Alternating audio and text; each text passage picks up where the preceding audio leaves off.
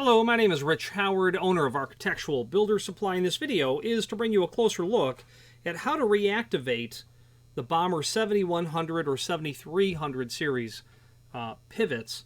And it's something that comes up maybe once or twice a year. Client says, it doesn't close. The spring doesn't work in both directions, or it just doesn't operate correctly. And that is, as far as I know, always because a client gets the material, says, okay, let's install this, starts to slap it up.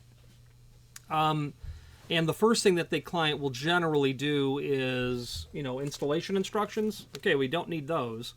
And I'm guilty of that as well, because in many instances, I don't need those. And in many instances, when a client does that to those installation instructions, it's because they don't need installations. They've installed hardware for decades.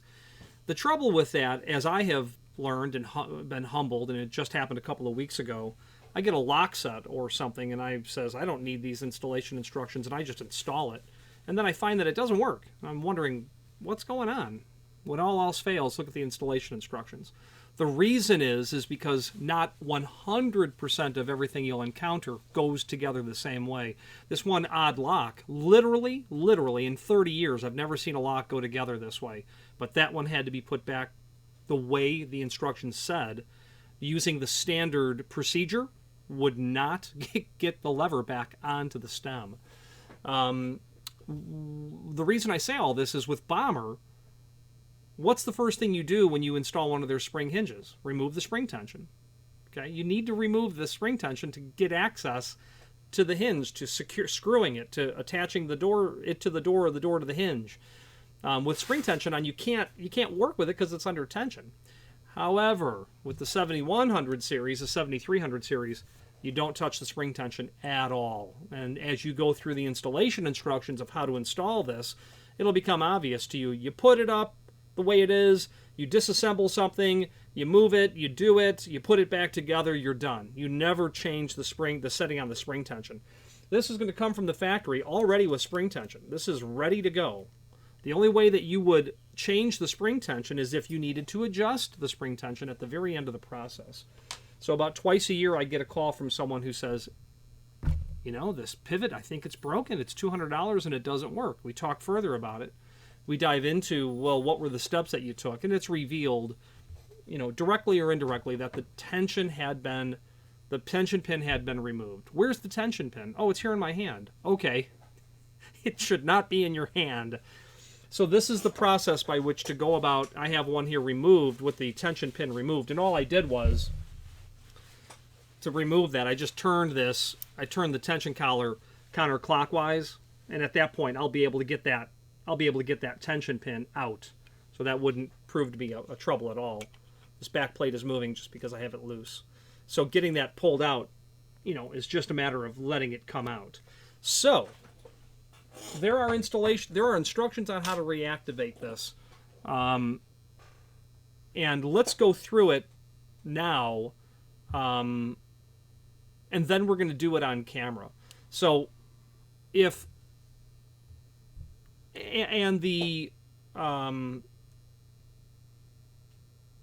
I will put in the comments below this video of what minute mark I'm actually showing it. So if you want to just skip right to that, skip right to that.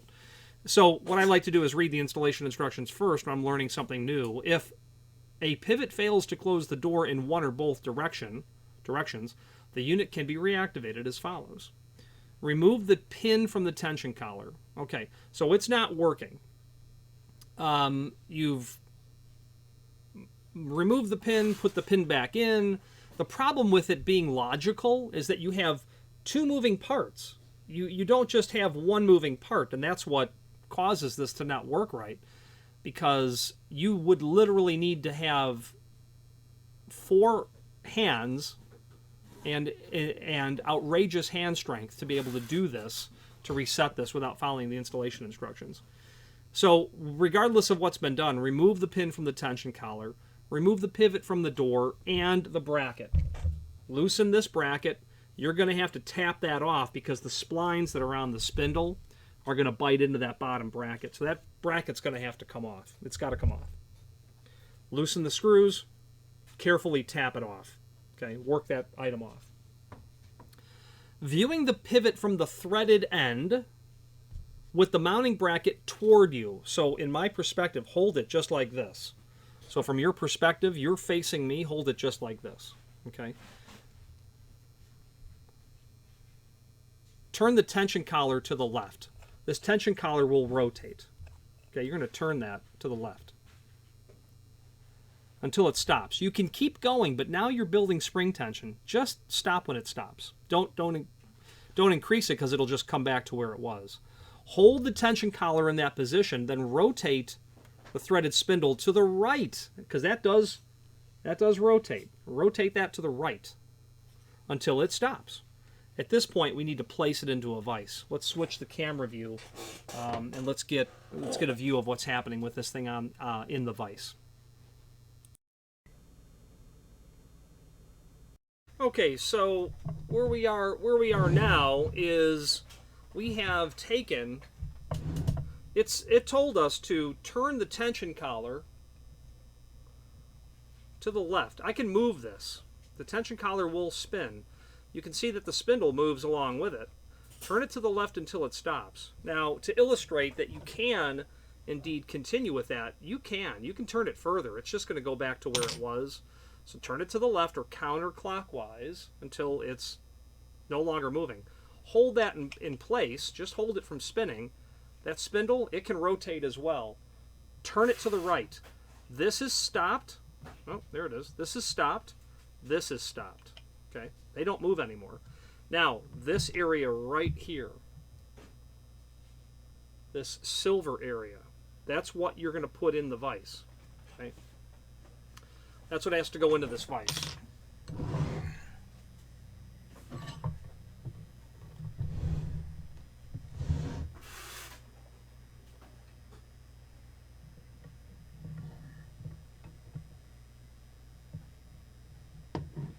And you're not going to hit the. You won't damage the.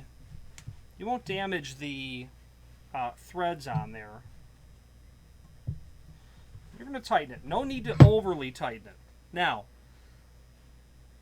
at this point, what the installation instructions literally say is place the thread in step 4. Place the threaded spindle in a vise, gripping it on the 1/2 inch end, that silver piece that's there, the smooth portion. So the spindle is horizontal and mounting bracket towards you.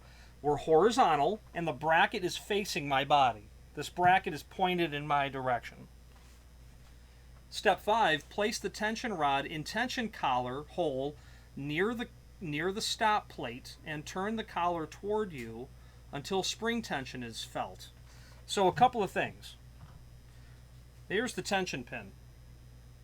You'll notice that it's got a flat side there. That flat side's got to go in here. Otherwise it won't go in.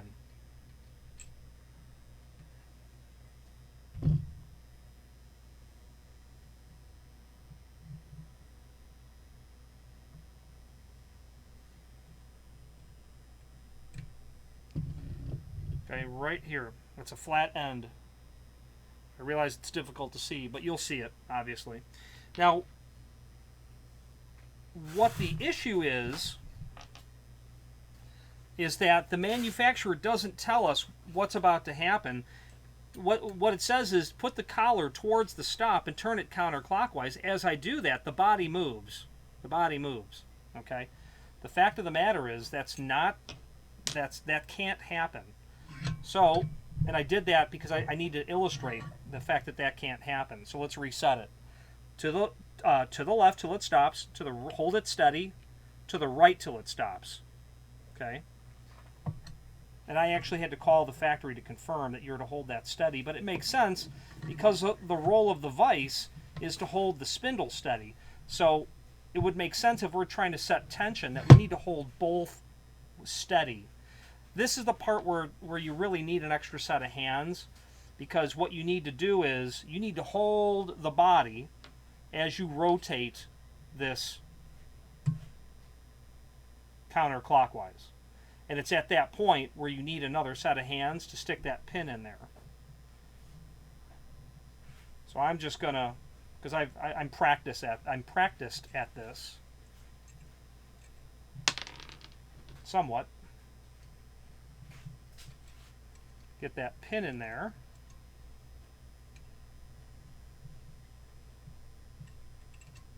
Flat end is down. Then it locks in place because that spindle is held steady. And at that point, you're done. So the only thing that really deviates from the installation instructions is having to hold this when you initially turn the tension collar clockwise. Otherwise, the body's going to come with you. You have to hold that. Now, step 5, place the tension rod and tension collar hole near the stop. Turn the collar towards you or counterclockwise until the spring tension is felt. Insert the pin into the hole in the tension collar close to the stop on the cover plate, which we did. Pin must be inserted fully into the hole. That's because if it's not inserted fully into the hole, it's not going to go in here completely. Okay? It has to go completely inside of there. If you don't have it seated completely, it will never go inside of there completely. Pin must be fully inserted into the hole with the shoulder of the pin against the tension collar. Allow the spring tension to rotate the collar and tension pin towards the stop, which it does, until the pin contacts the stop. At this point, they say reinstall because you're done. Now, we have this completely reactivated is the term that is used. So you need a vise, you need to hold this steady, and you probably need someone to drop that pin in for you, unless you can kind of spread your hand and hold the tension on the pin, underneath your hand like this, as you use your free hand to drop the pin in, which is what I did. My fingers were holding that pin down while my hand and my palm was holding the body from rotating. Okay, let's wrap up this video on camera.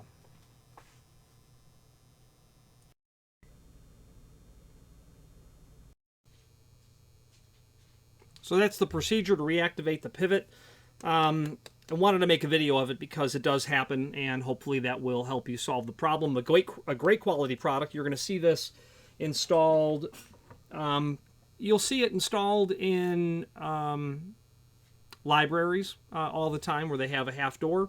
You'll see it installed in courtrooms is the other area that you see that. Only Bommer makes that particular type of item. Other people make gate spring hinges, but nothing is quite like the Bommer item that is pretty ubiquitous out in the marketplace, or out in the world, I should say, when you encounter these half doors. Why do you use a 7100 series?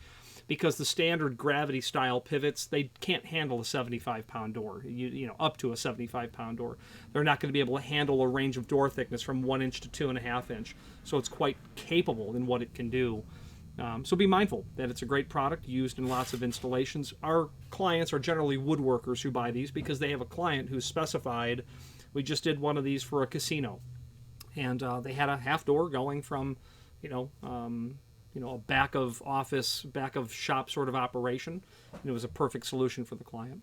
Any questions on how to reactivate the Bommer 7100 or 7300 series pivots or any other Bommer product, please feel free to reach out to us. And thank you.